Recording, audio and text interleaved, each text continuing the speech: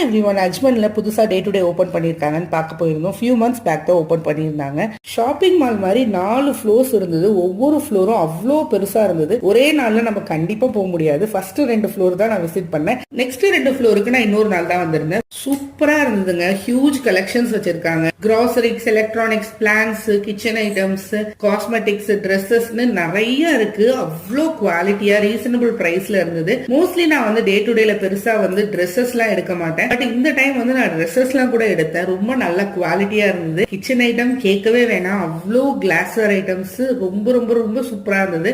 Last week நான் 2 class jar கூட வந்து நான் வீடியோல போட்டிருந்தேன். அந்த கிளாஸ் ஜார் கூட நான் இங்க தான் எடுத்திருந்தேன். இந்த டே டு டே வந்து அஜ்மன்ல இருக்கு.